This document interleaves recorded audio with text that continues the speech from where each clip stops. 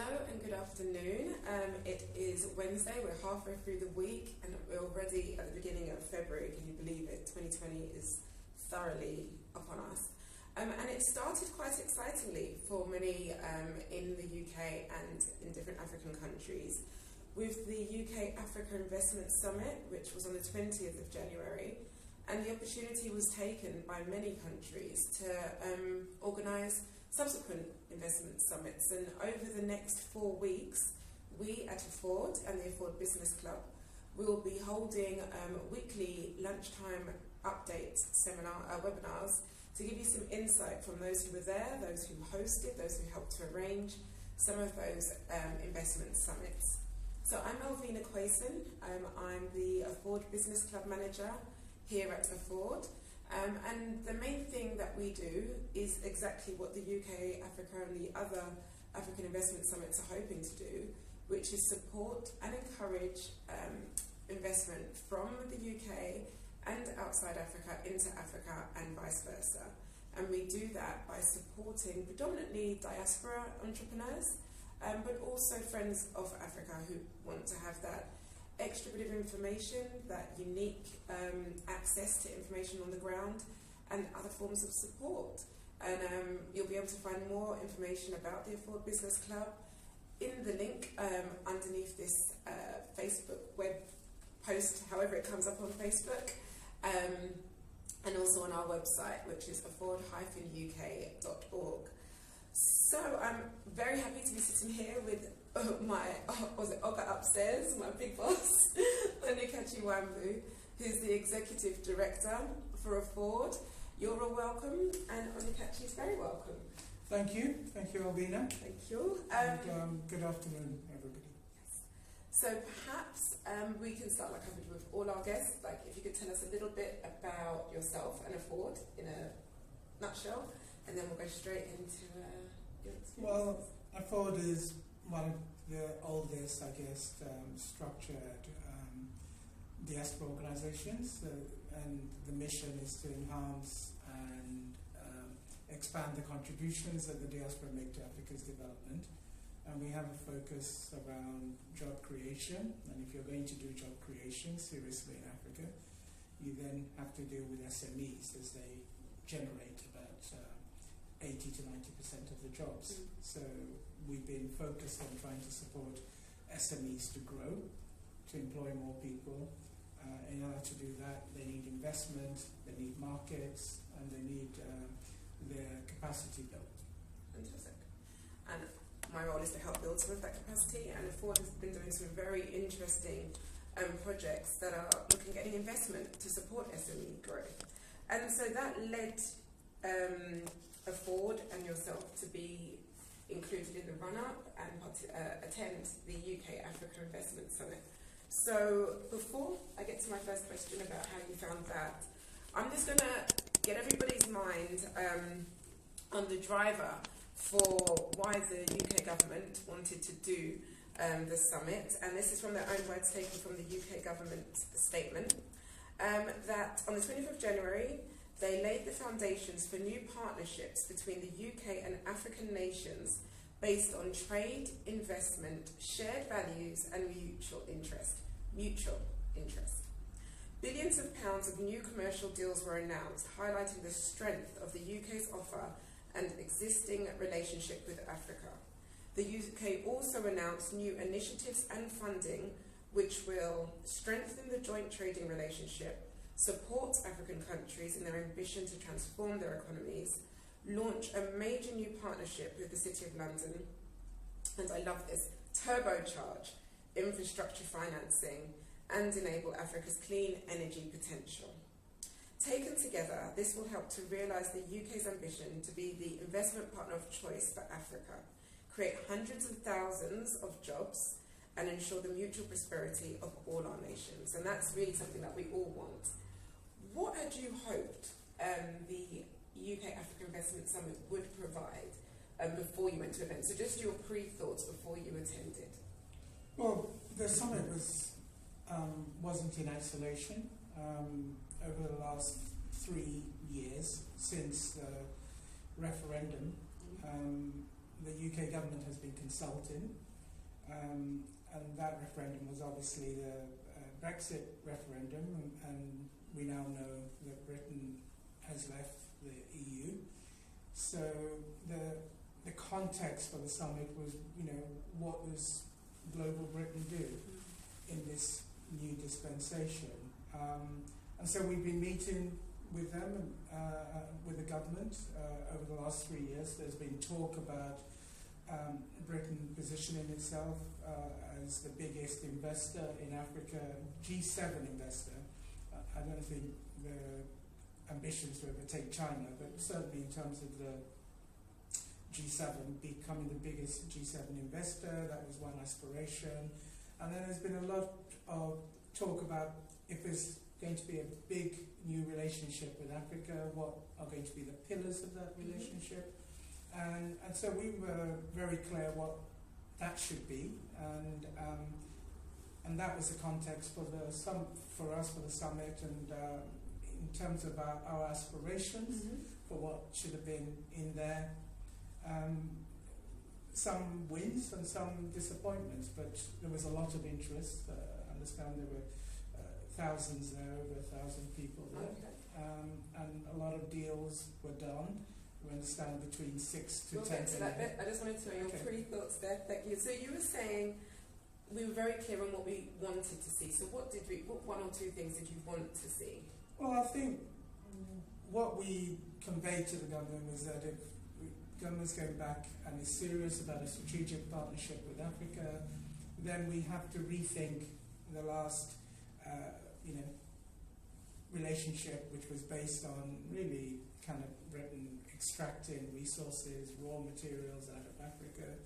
The kind of some of the exploitative deals that were done in the past through the colonies, and to talk about a partnership of equals, and Africa being able to trade some of the things that it enjoys a comparative advantage in terms of agriculture, even in terms of labour. Those things have been sort of off the agenda with the common agricultural policy and with various immigration laws in place. But also that part of the reason China has been very attractive to African countries is that they've been making investments in the things that Africa needs in terms of massive infrastructural investment, because you can't move goods or people around without the infrastructure to do that, roads, and then you can't trade effectively without energy. And so at that level, so we talked about an agenda of structural transformation, rather than just the way that I think for the last 30, 40 years Britain has been dealing with Africa as an aid recipient. So we talked more about trade, and if you're going to talk about equal trade, then what are those elements, and that will end up with structural transformation and job creation. Okay. So it goes on to say that 8 of the 15 fastest growing economies are expected to be in Africa. And by 2050, over 1 in 4 global consumers will be African. So it's quite interesting looking at that figure, because though the sentiment is the same, by 2050, over 1 in 4 global consumers will be African, you also hear there's a youth bulge, that there's this massive population growth. Some people are looking at it with anxiety. Some are also interpreting it as an opportunity. So how did that come through? Well, actually, let's go on to see what other elements that they wanted to focus on. So also the package of new initiatives is to cover increased trade between the UK and Africa, as mentioned, support African countries to transform their economies, including by empowering women and young people, which goes back to our youth population growth, mobilise sustainable finance for Africa, including a step change in work on infrastructure financing and a new partnership with the City of London, and enable Africa's clean energy potential. So those were what they hoped to come out of it. Those were the drivers for the new initiatives. What was actually discussed?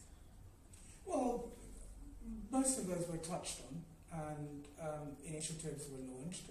The city had a big presence in terms of the financing. There was talk of the various ways that the city could support new financing in Africa, whether it was through listing African financial instruments like bonds on the UK Stock Exchange. So there were various initiatives that were discussed in terms of the financing. In terms of clean energy, again, there was a lot of talk, but as I think later on The Guardian showed, most of, there was a kind of moratorium on invested in coal, but later on we discovered that most of the other deals still involved oil and gas. So although there was conversation around some of these, we need to drill down to the details to see what's going on, because sometimes you come out at the end and it's not quite what you expect. But yes, agriculture was discussed quite a bit, education, and some of these are the areas ultimately that Britain itself enjoys a good comparative advantage. So Britain's got a great educational and scientific base, and that's something you can share with Africa. It's as we know, it's, if not the leading financial centre in the world, the second, definitely the top three. So in terms of financing African development, there's opportunities there to involve private sector as well as CDC or the public sector in terms of DFID through CDC. So there were a lot of opportunities. So as you were mentioning earlier, there were reports over 1,000 people there. Of the people there, and we've mentioned that SMEs are predominantly in many African countries, the main job creators. How inclusive was the space for SMEs and others who have a key part in pushing forward the Africa growth agenda? And who was there? Well, I think ultimately there were about 14 heads of state, I understand. 21 countries were invited, 22 countries were invited.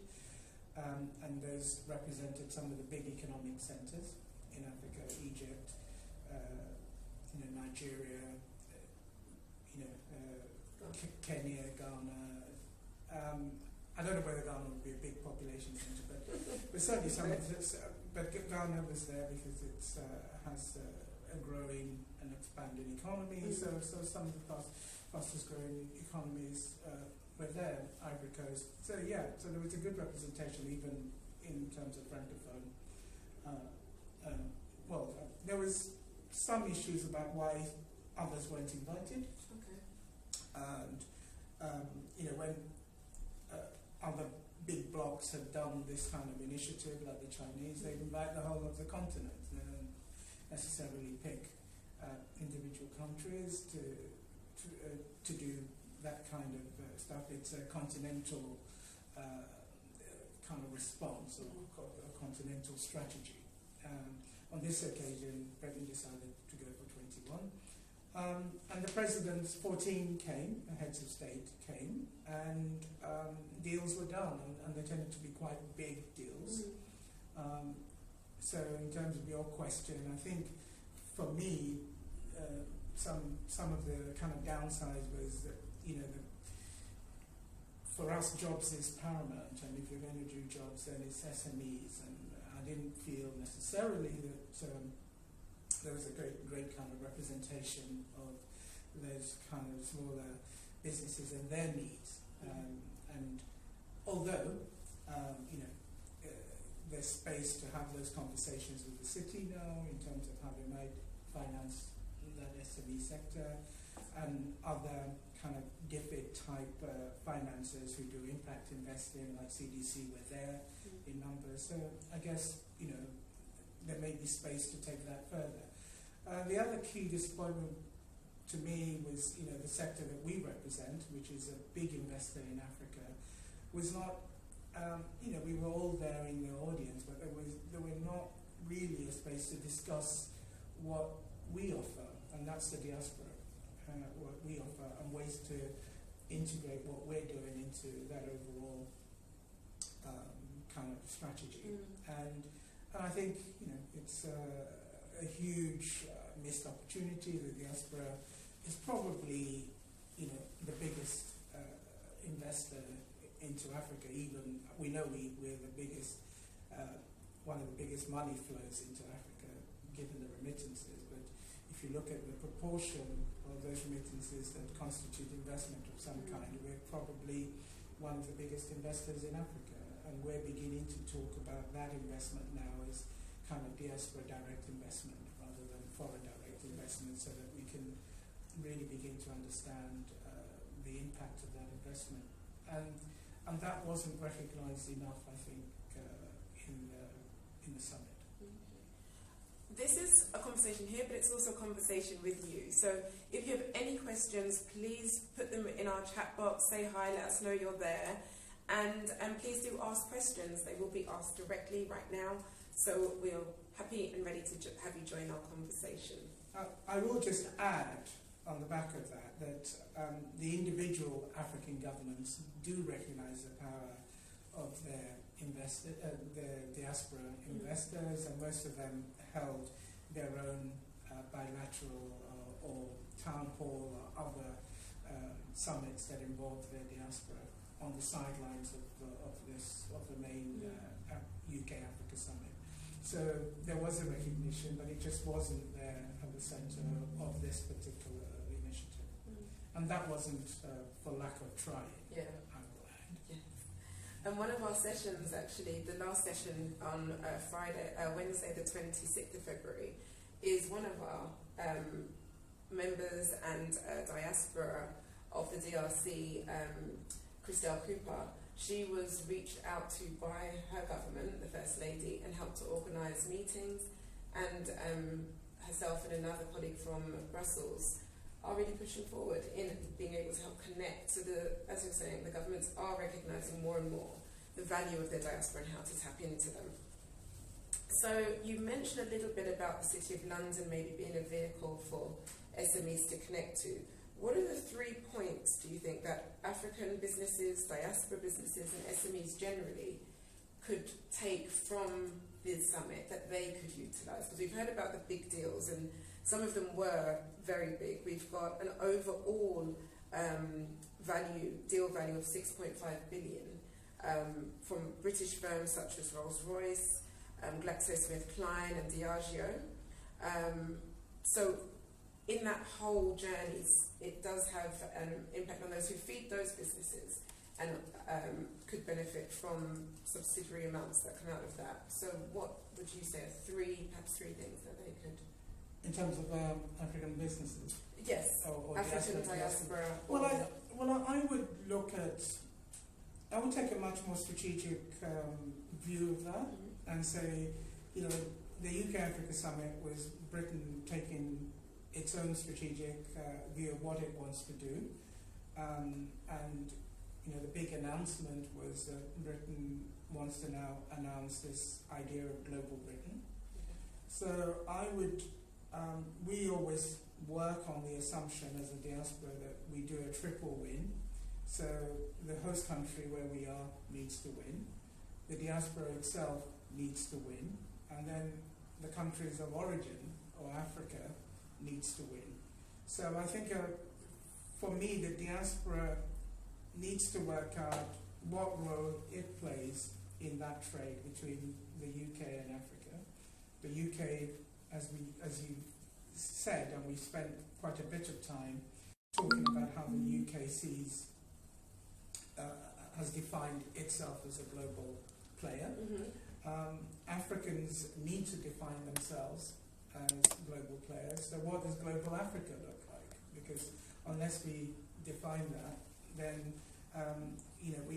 it's hard to know what it is that if we're going to have negotiations with others, it's hard to know what it is that we're negotiating with. And then the diaspora needs to also define its role. It's there. I think we're clear to the board that we can play a bridging role between here and there. We also rate investors in Africa, but we've been doing that in fairly ad hoc and very low level ways. Do we want to become more serious players? So those are and then if we're going to become much more serious players, what do we need to do as part of that? And how do we then tap into other financing opportunities that are there with the city and others? So at Afford, we've been very clear that, you know, as much as the remittances and the money that we send to relatives is much needed, that it's not enough, and that we need to look at ourselves as much more seriously as investors. And so we've been, over the last 3 years, trying to develop instruments that allow the diaspora to pool their resources and for greater impact. So we've been trying to launch, to develop over the last 3 years, a diaspora bond that will enable the diaspora to invest in a financial instrument that can then, perhaps realize about 10 million, and you can do some serious impactful investment. And in our case, we're looking at investing in the affordable housing sector. So I think those three visions of Britain has defined it, what it wants. Africa needs to be much more aggressive, and it may not be Africa as a continent, but the individual countries in terms of how they see their global footprint. And then the diaspora needs to also define what it sees as its global footprint, because it is at an incredible position and location in terms of in between the host and the heritage country. So there's a role to play both ways.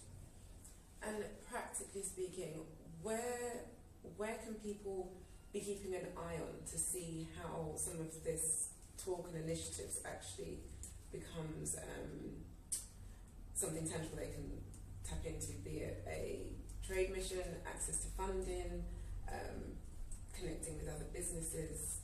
I think sometimes before you even do that, it's about defining areas or sectors that we can then go into, and then you chase essentially the financing. And as Afford, the mission that we have at Afford is to enhance and expand. So we talk about not necessarily reinventing the wheel for the diaspora, but to look at what the diaspora is already doing and then to do that better. And we know that most people in the diaspora, if they're making investments in Africa, it's in small businesses for relatives usually, or sometimes for others. So what are those small businesses? What are the sectors? We know that a lot of the investment that the diaspora make in Africa is in housing. People want to build usually a personal house, or sometimes houses to rent, but we know that housing is a huge opportunity. Now, what can you do in terms of that housing value chain? What are the investment opportunities? What is the financing? We know that people invest in education quite a lot in terms of their relatives, because one of the big things that we invest in is to make sure that our younger relatives go to school. So what are we doing in terms of that value chain, in terms of the education? And then we know another big area for investment is health, because we, unfortunately, as a diaspora, I think the tendency sometimes is to do too much death care instead of health care. So you're sending money after people have died rather than preventing the deaths in the first place. So there's, again, a lot of one can do in terms of that value chain, the health value chain, health insurance, health hospitals, there's drugs that could be done, health centres. There's a whole lot of things that can be done in that value chain. Does the diaspora want to become a serious player in that? Personally, you can see not opportunities, but opportunities that come from tragedies. I had a cousin, a young man, one day killed over, he dies, and then we do the autopsy and discover it's a hole in the heart. Had he been had a screening, pre-screening, as part of some health insurance scheme, he could have been saved. So, you know, is there a diaspora fund that could fund some kind of pre-screening health insurance program? So these are the things that I'm interested in, and how do we scale that up and begin to actually play a much more strategic role? So strategies come through very clearly. Did you feel that some of the countries that attended, so the African countries that attended, had a clear strategy or purpose for being at the summit? Yeah, I mean, all the countries have national development plans, and you know, for a lot of them, infrastructure is a key thing. We worked quite closely. I know we'll talk about it later with the Sierra Leonean government, and they have a big infrastructure program that they would like to do, and their one was financing a new airport and a bridge between the airport and Freetown. Okay. So, you know, for those who don't know, when you land in Sierra Leone, you land on a peninsula, and then to get across to the capital city of Freetown, you have to go by boats, and they want to eliminate that. So there's a big infrastructure project, which is to build the bridge that will connect it, redevelop the airport, and then around the airport you redevelop a business sector with retail, supermarkets, and a new business sector basically on the peninsula. So that's going to need massive investment. I guess 5 years ago it would have been bring the Chinese in to do that. Now, if Britain's interested and others are interested, you look at what can be done. But they would definitely, as part of a national kind of project, pushing that quite strongly and looking for investors for that. So most African countries will have that. I guess what I'm challenging and asking for is how do you involve your diaspora in that? How do you look at some of the other opportunities that are there from your diaspora here as a market for you, as a source of investment, because that infrastructure, if it were handled correctly, may be attractive to diaspora investors, depending on what the returns are and whether it's going to be done, with the kind of probity and attention to detail and efficiency that we expect. We have a question. So it's from Katie saying, "Hi Ford, was there much discussion on the barriers to investment, such as economic instability and cost? And if so, what were some of the solutions proposed?" It was very positive overall. I think, unlike a lot of the other forums, I think people have to remember that before this summit, the British relationship with Africa over the last 30-40 years was probably channeled through DFID. And so... Sorry, the Department for International Development. Yeah, the Department for International Development. And that focus was around aid, and then there were all these issues around governance and some of the stuff that I guess DFID has been working with African civil society and governments to improve. But it was very much a relationship where I guess there was a lot of, I don't want to say implicit criticism that things were not working. At this summit, we didn't hear any conversations about governance, or at least it wasn't as explicit. It was very much, even the people on the panel were saying, yeah, there are challenges, but actually the opportunities are vast. And if Britain wants to come in, it needs to come in and look at ways that it might, be part of that success story. And the opportunities were, the demographic ones that you've spoken about. By the end of this century, which is less than 80 years away, Africa will probably be between 40 to 50% of the world's population. So, in terms of markets, people are beginning to think about what that means. and then the economies are growing, as you said, in terms of some of the fastest growing economies on the planet. So the mood was very much about the opportunities. We all know that those other challenges aren't going to go away, and in the bilaterals, certainly the one that I was involved in, which was the Sierra Leonean one, those came up as issues about how investors, in terms of the barriers to investors making their investments, and what was worked on, and the government of Sierra Leone was very clear that it wanted to see whether those things could be handled, but within a framework. So at the Sierra Leone Summit, we talked about launching a private-public dialogue. Okay, we're going to come on to the... You come on to that, which would then provide a framework going forward with the government to then handle some of those issues and explore ways that those barriers can be eliminated and allow investment to be productive and impactful. So there's a real focus, a positive and active focus on how to address the barriers rather than feeling quiet, where before it used to be that seemed to be the only part of conversation, full stop. Now it's looking, okay, how do we see how we get past, or at least address some of that. We have another question. Thank you so much, Katie, for our first question. Go ahead, Alice. So our second question is, hi Nakachi and Alvina, was there any movement on immigration and visas?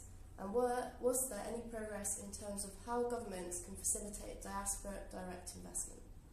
So visas and any progress in how governments can facilitate diaspora direct investment?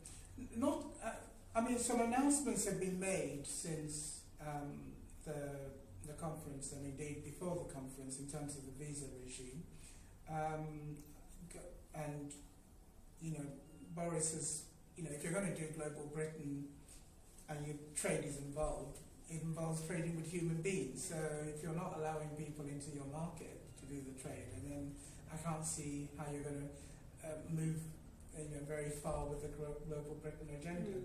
And you're going to have to strike trade deals with other countries. And the Indians, for instance, which is a big market that the UK wants to do a trade deal with, have made it very clear that they want visas for their highly skilled workers to be available for them to be able to come into the UK. And so if Britain wants to strike these deals, it's going to need to do that. In the African context, I don't think Africans have pushed that enough. I think Africans enjoy, as I've said, a comparative advantage in labour. If you're highly skilled, it's fairly easy to move, but for semi-skilled and others, it's quite restricted. And I think Africans can push a lot more in terms of striking some of these deals to include those things, as I said at the start, where they enjoy a comparative advantage: agricultural goods, unprocessed agricultural goods, and having access to the market, but also labour. Boris the Prime Minister has announced that a new kind of, I think the phrase was skills, because they want the skills to come into the UK market, so they're going to be adopting this Australian type point system that will, if you're qualified, you will be able to come in. And I think part of that is the pressure that they're getting from the Indians and others who are quite serious about doing serious trade negotiations and pushing for the things where they think they enjoy, that they need for the trade to work. Yeah. I said, in terms of Africans, we haven't really pushed as much. Okay. In terms of the diaspora, those tended to happen not at that event, but in the bilaterals. I was literally going to say, we're going to take that part of the question and move it into the next session. So I did mention that outside of and around that same week of the UK Africa Investment Summit, there were other bilateral investment summits that took place. Sierra Leone had one, and it was hosted by InvestSalon, which Afford is a contributor to. And again, if I come back to you, and if you could say a little bit about the aims of the investment summit, and then what were some of the key elements that were discussed and taken away from that session. Well, the Sierra Leone government held a number of meetings, bilateral meetings. There was a town hall meeting also with the Sierra Leonean diaspora, which was much more political. And then there was an investment summit, a Sierra Leone investment summit, where the government was very clear about its investment and trade agenda, and its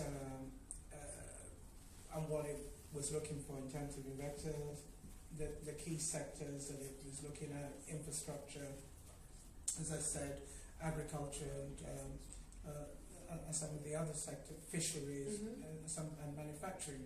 So they were looking at that, and the event happened on the day after the UK Africa Summit, yes, on the 21st, and there were about between 100 and 150 investors there, and the Sierra Leone government also came with a delegation of Sierra Leonean SMEs, and so it was really putting those SMEs that were looking for investment to expand. So they didn't go to the City of London.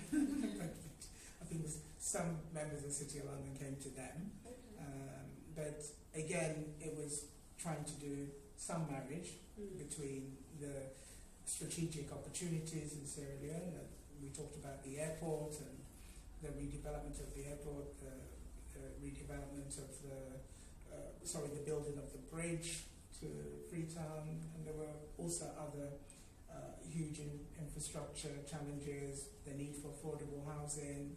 All of this was laid out, and I think as somebody, the presidential advisor on economic and financial policy, said he's tired of the phrase Sierra Leone is open for business. What he wants to now do is close some of these business opportunities. So that was what they were looking for, to do that. Afford was involved in organising that.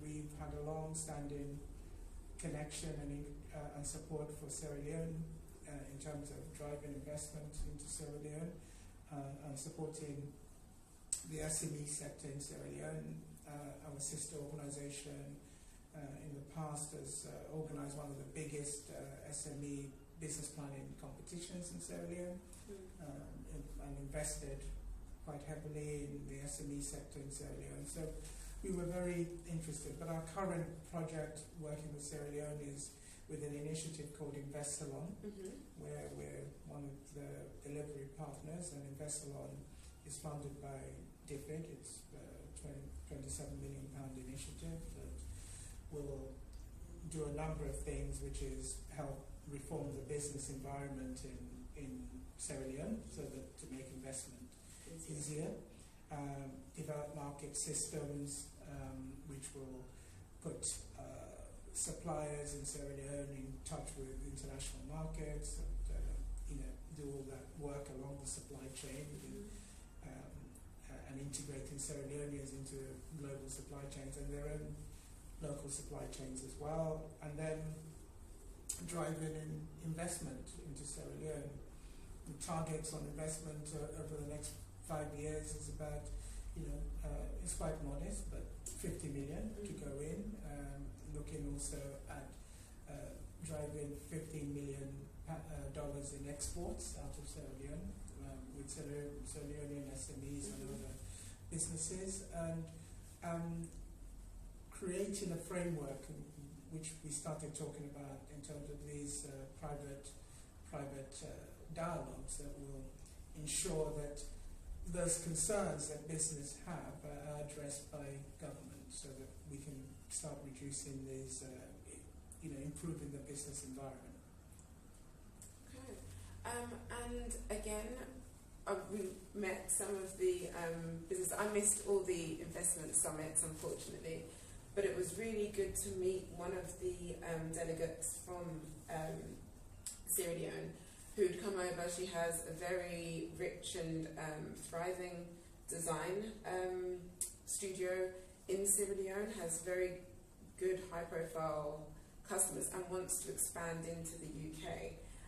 These are areas that, both through the work that we do at Ford, would be useful. But what, in terms of what the hopes of the UK Africa Summit and this whole idea of connecting, what do you think would be an ideal space or forum or platform to really help businesses like Madame Oke, who came over from Africa, is doing well, but wants to grow, wants to...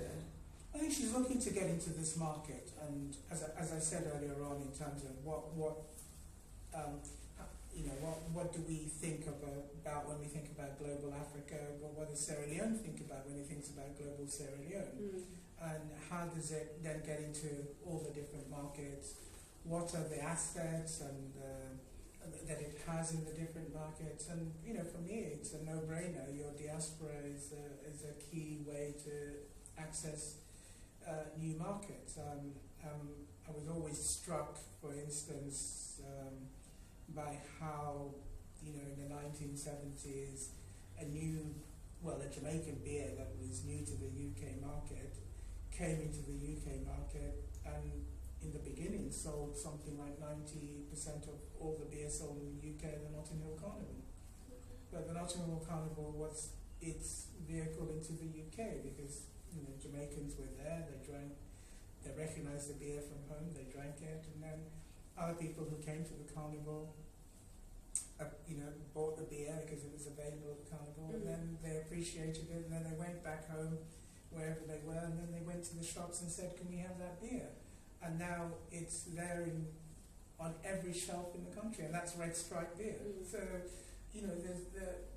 your diaspora is a good way into different markets if you are able to be creative, imaginative, work with them in a structured way. So somebody like Madame Wuki, I think, as part of the Invest Salon initiative, we're very keen on working with them because the target is $15 million yearly in exports, and she's going to be one of the exporters. So how do we get her goods into this market? What are the barriers to get into this market? Those are the things that we can work with them and also the UK market here to ensure that this trade is not like it was during the Empire days, where it's one way, which is everything comes, nothing goes back to Africa, and everything comes to the UK. It has to work both ways, because we talked about equitable partnerships with Africa, and then the other thing we've also said in terms of Global Britain is that a very, very key point is that there has to be value added to production at the African end. Africa can't continue just being an exporter of raw materials. So it's if you're going to do structural transformation, that has to happen. So how do we get Madame Wuki and others to be able to export into this market? Yes, initially, perhaps she can work some diaspora routes, but ultimately she needs to be able to access the broader British market. I was going to say English market, but we haven't got there yet with Scotland. But we have to be able to access that broader British market. What you're saying there, I mean, diaspora have businesses in all forms of way. We know people who work in retail at the buyer's level and things like that. So it's not to just think quite restricted about the role, not yourself, I'm just saying generally, even yourselves listening, everybody within their own sphere of influence is able to assist in pushing a particular product or service or what have you within the work that they're doing. It's not to think of these as special cases in the same way that you might be a buyer and you buy things from Turkey or China. There are areas in varying African countries where it's a focus for them to do production. How can you, in your role, look to Africa as a new producer of some good or something along those lines? But that's precisely the point I was making about thinking about yourself as a global diaspora. Yeah. So if you have that already and you've worked out what your role is, then every time you make a decision, you're factoring, how can I be useful in terms of that bridge? Yeah. If that strategic role is to be the bridge, then you need to be effective, and it could be, you're, in a college or further education where you have, a design college. Mm-hmm. So how do you help Sierra Leonean textile businesses to get into the market? Is there something that Britain could also do in trading through you into the Sierra Leonean market? But it needs to be an equitable trade, and you need to also benefit, because we talked about the triple win. Exactly. So just think, even yourselves within your own sphere, how can you both benefit and benefit others through the position that you hold?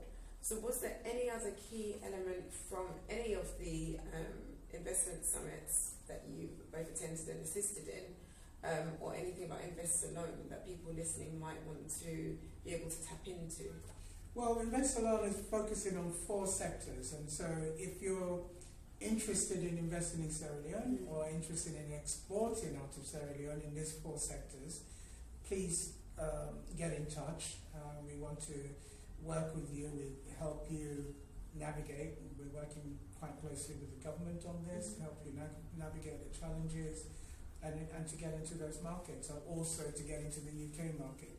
So the 4 sectors are agriculture, manufacturing, fisheries and tourism. Yes.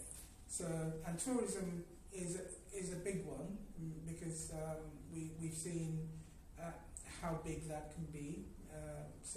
And the diaspora, we know, invests quite a bit in going back, but again, all of this needs to be much more structured and elevated to a much higher level, so that we can get the rewards. And we saw how successful Ghana was with that last year with the year of return. So there are ways that this can also happen. Yeah, Sierra Leone also, through its prominent diaspora ambassador Idris Elba, helped to raise the profile of Sierra Leone as a tourist destination generally, and in the music festivals that were taking place. So I didn't even know took place in heaven. So there is definitely space to elevate and change the view. And I think perhaps that's one of the things that the UK Africa Investment Summit has helped to do, shift a little the perceptions of how Africa is and how it can be interacted with. I don't think it's shifted it necessarily amongst the diaspora, No. But it's probably shifted it in terms of the general public in the UK, which is great. But in terms of the diaspora, I think you've seen that shift happening, over the last 20 years. The Africa Rising narrative was real. We've seen young people plug much more into opportunities in Africa. When the telco explosion happened, lots of people went back. When the financial markets, the financial institutions expanded, the banks, lots of people went back. I know in the context of Nigeria and Ghana, people have gone back. And then we've seen also the explosion of Nollywood culture. We've seen the explosion of Nollywood. We've seen the explosion of music. So I think for the diaspora, those changes had already happened. I think perhaps what this African UK Summit or UK Africa Summit, well, for the Africans it's the Africa UK Summit. For the UK it's the UK Africa Summit. But that's again what I mean by people defining things from their perspective. But what that summit has done is perhaps begin the broader conversation with the UK public. Thank you. Thank you very much. We are really pleased that you took the time to be here with us. If you are watching this after the fact, Please still put your questions on the post. We will read them and we will get back to you with answers. And look out for the subsequent sessions. So next week, the 12th of February, we will be joined by Ndidi Njoku of Markets for Development, who's also the chair of AFFORD, who attended a number of the pre-investment summit events and also others that happened afterwards, and she'll be talking about those, as well as looking at the potential impact of Brexit on African businesses.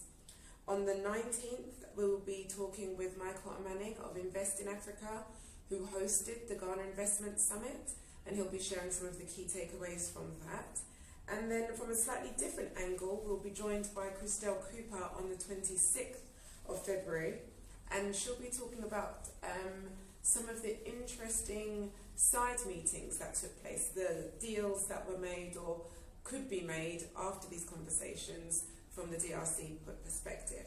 So thank you again to Onyekachi for your time. Thank you for listening, and we'll see you at the next Learn and Lunch.